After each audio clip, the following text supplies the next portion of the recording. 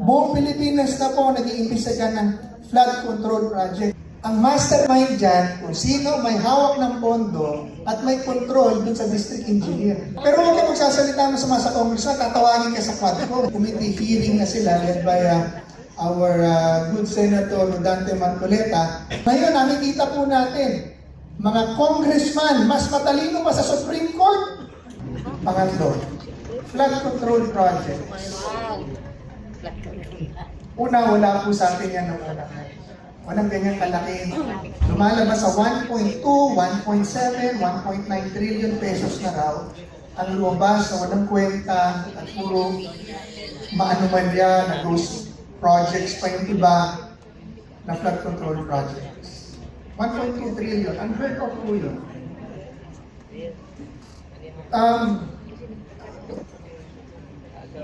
Bakit hindi ko alam mo, pag sinabi mo kasi flood control, alam na ko ng lahat ng congressman yan. Pera-pera lang po lahat yan. Ngayon, ang buong Pilipinas involved na sa investigasyon ng flood control. Pati Pangulo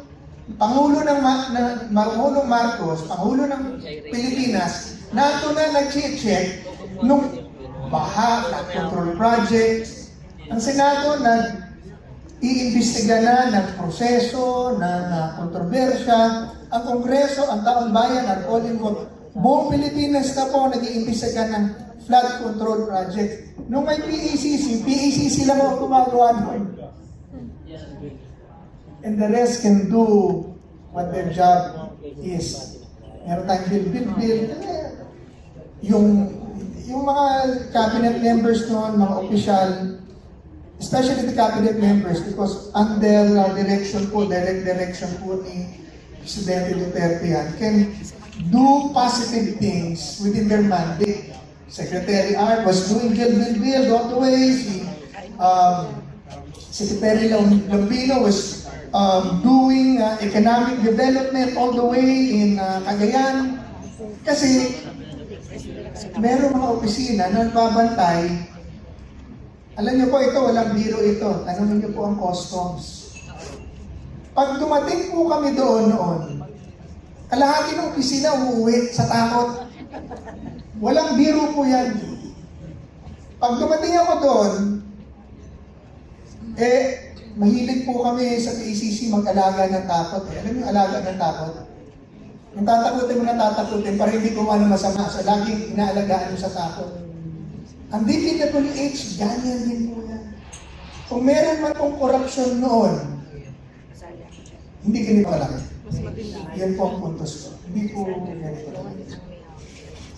Tatlo lang po yan na isinulong ng Pangulong Duterte, kaya natin siya minahal, sinamahan, at nagustuhan. Labanan ng droga, labanan ng korupsyon, labanan ng krimen. Ngayon, sa nangyayari po ngayon, in one way, natutuwa ako kasi now their government realized na hey, we have to fight corruption. Ngayon, nakikita natin na ang Senado, ang Kongreso, nag-uupugan. Senado lang naman talagang kamatch niya. Ang Presidente, binubunyag. Pero hindi pa siya tumatawid sa kontraktor. Sa totoo lang po, yung kontraktor na yan po ang lowest mammal or the lowest in the totem pole. Utusan po nilang lahat yan. Pag sinabi nilang 10%, 10% bibigyan niya. Pag sinabi ng 50%, 50% ang bibigyan niya. So hindi po yan ang mastermind. Ang mastermind dyan, kung sino may hawak ng pondo at may control dun sa district engineer. Sino ba yun? Sino? Congressman naman ang nasusunod eh. Pagka ayaw ng DE, district engineer. Ito po ang nagpapabid. Ito ang nagde-design. Ito ang nagpapabid. Sila nag-check, supervise. Pero pag hindi sumusunod, yung district engineer, yung sa congressman, papalitan yan. Sino naglalabas ng pondo? Sino nagdadala ng pondo? Congressman din. So, sino ang powerful? Yung contractor, yung congressman, o yung DE? Yung congressman. Pero huwag ka magsasalita mo sa congressman, tatawagin ka sa Quadcom. Tatawagin ako sa Quadcom. Tatay ko, 12 years na kulong eh. Sarap ng kulungan nila na, naka-aircon ka pa. At pag kinulong po nila ako for doing what is right, I will consider that as a chip on my shoulder because totoo ang ginawa ko. Ngayon, ito po ang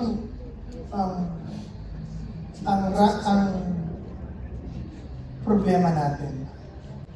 Hindi ko alam if President Marcos, paano niya itatawid ito. I'm hoping to see, I'm watching eagerly, paano niya itatawid ito sa mga congressman. Paano niya itatawid ito? Hindi ang contractor, hindi pa DPWH. Ako po ang isang aking proposal, mag-conduct na ng lifestyle check sa lahat ng opisyal ng DPWH at mga congressman na involved sa controversial flood control projects. Sana po ang Senado, since nag-blue hearing na po, Blue Ribbon Committee hearing na sila led by our good Senator Dante Marcoleta, sana po ay pasumpinan na niya at nila lahat ng salin ng mga congressman. Pag nagalit ang congressman sa akin dito, sabi ko, congressman. Kasi mga galit kung hindi naman sila congressman. Congressman nga eh. Kung mga galit, kung pasumpinan nila lang congressman salin sa mga DPWH salin para makikita na natin kung gaano ba talaga ang in-increase ng yaman o in-increase ng yaman ng bawat isa. Nasa proseso po lahat.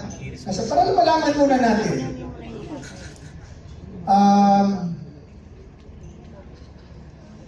Paano pa po? Lastly, ito na lang po ang gusto kong banggitin. Kailangan po talaga tayo ngayon magkaroon tayo ng concerted effort na biyakin ang sobrang kapangyarihan na naibigay po natin sa Presidente, sa Kongreso. Pag sabi ko po Kongreso, sama Senado doon. Kongreso, Police at Comelec at National Government. Dahil ang Kongreso at ang Presidente lang po dito ang may hawak ng lahat ng pera ng bansa at lahat ng kapangyarihan ng bansa na pag kanilang pinili itong abusuhin, wala po tayo lahat magawa. Pag pinili ng Comelec na hindi ka manalo, hindi mo na alam kung tama ang boto na ibinigay sa iyo ni Miro. Hindi natin na ulaman tayo rito. Pag pinili ng gobyerno at pinag-utos ang Pangulo na damputin ang kahit na sino sa atin ng pulis, gagawin ng pulis kahit walang warrant, kahit presidente ka pa. Yun po ang sitwasyon na yun. Ang pera, 1 trilyon na po ang winawaldas. Araw-araw na natin silang hinihiya sa social media at media. Hindi pa rin nila tinitigilan dahil wala naman talaga tayo lahat magawa. Hindi po yan ang dahilan at ang pinakadahilan kung bakit natin itinatag ang ating saligang batas, ang bagong saligang batas sa 1987. Kaya natin itinatag ang ating saligang batas para biyakin ang sobrang kapangyarihan na nailagay natin sa Presidente, ang kanyang ama noon. Ang problema natin, nung gawin natin yung saligang batas natin, yung pagkakabiyak, kulang po, napunta lamang sa mga senador, congressman, at mga politiko. So now, the 110 million Filipinos is ruled only by 2,000 politicians or 2 million politicians in government. Lahat ng pera at kapangyarihan hawak lang, pati po lupa natin, kanila, pati binili natin lupa, mabayaran pa natin sa kalataon-taon ng milyar. Pag hindi mo binayaran yung lupang binili mo, kukunin nila sa iyo at bebenta sa iba. Paano naging sa gobyerno ang lupa? Wala pang gobyerno, may lupa na. Ang lupa, bigay ng Diyos sa tao, hindi sa gobyerno. Ang pera natin, bago nyo pa makuha, halos kalahati kinukuha na nila. Tayo nagtrabaho, tayo nagsisweldo, pero halos kalahati kanila. Gagawing fourth barrel po nila. Ngayon, nakikita po natin, mga congressman, mas matalino pa sa Supreme Court. Sir, abogado, nag-aaral ako ng abogado. Sorry. That is beyond their turf and jurisdiction. Nagsalita na Supreme Court, kahit abogado ka, wala kang karapatan na mas marunong ka sa Supreme Court. Dapat nga po pinagparusahan, pinag-contempt ng Supreme Court.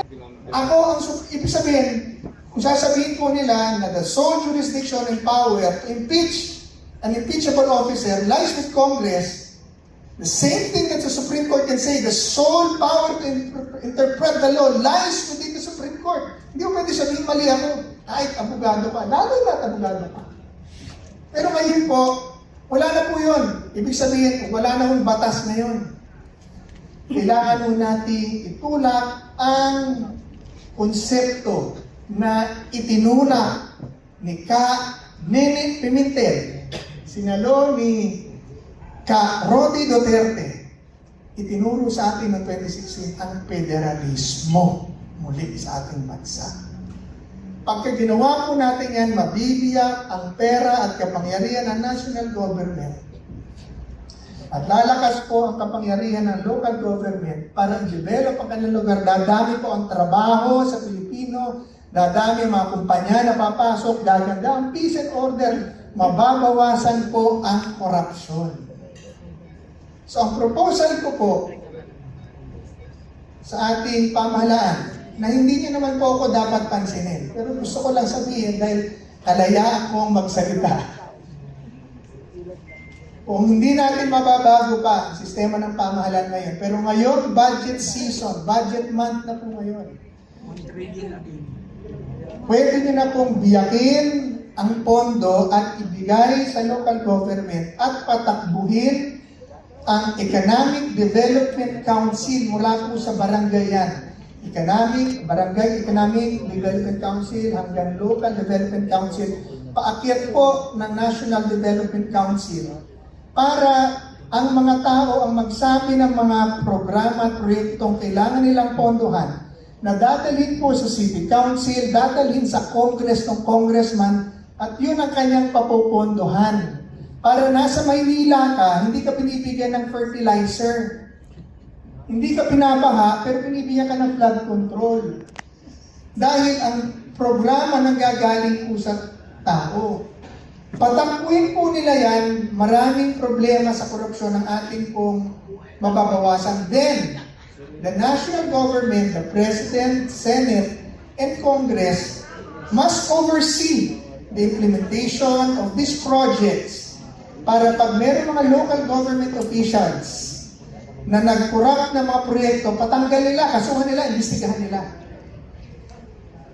Pwede mo nilang gawin ngayon.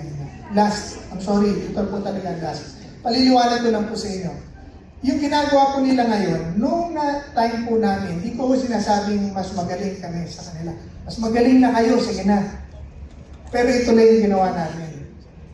Lahat po ng ahensya ng gobyerno sa Pilipinas, Customs, BIR, Police, DOH, DPWH, DOJ, DSWD, pinalikha po namin under PACC when I became chairman ng National Anti-Corruption Coordinating Council at mga anti-corruption committees sa lahat ng mga opisina. Lahat, pati corrupt na opisina, pinalikha po namin ng mga anti-corruption committees para may nagbabantay at nagko-coordinate sa amin ng mga anomalya at mga issues na na-address ka.